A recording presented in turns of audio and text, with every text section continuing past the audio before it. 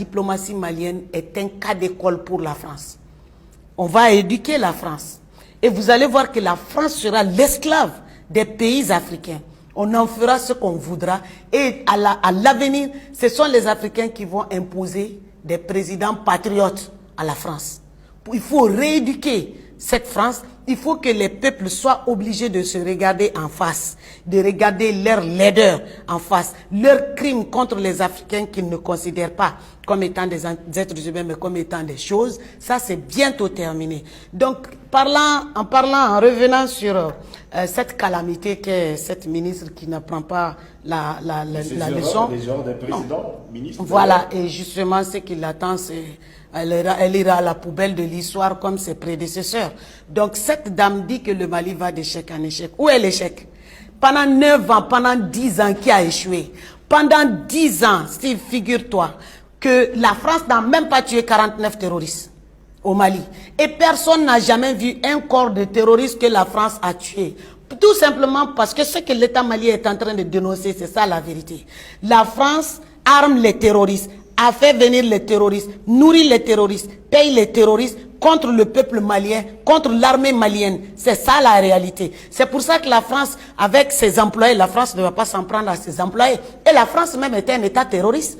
C'est pas moi qui le dis, c'est Salif Keita qui le dit, le grand panafricain musicien, chanteur du Mali. Salif Keita, il a dit la France c'est un État terroriste et il a dit comment Ibeka peut se soumettre à ce gamin. Et vous devinez c'est qui le gamin? C'est bien sûr Emmanuel Macron qui est le gamin.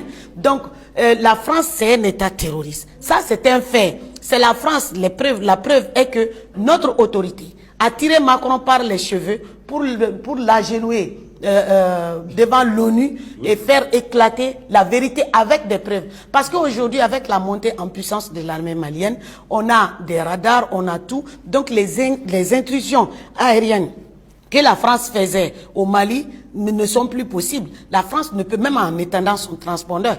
Quand d'ailleurs, ces avions-là de la France qui violent notre espace aérien viennent de chez Ouattara, viennent de chez Bazoum. Ce sont les deux pays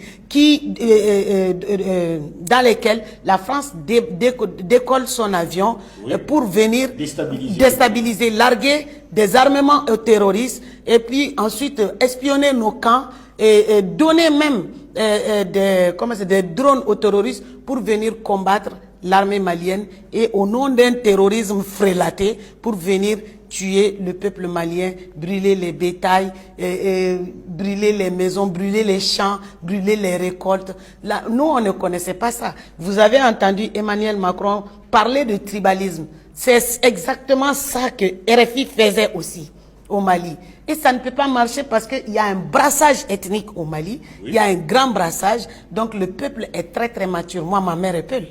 Ma mère est Peul, sa mère est Peul, son père est Peul. Mon père n'est pas Peul.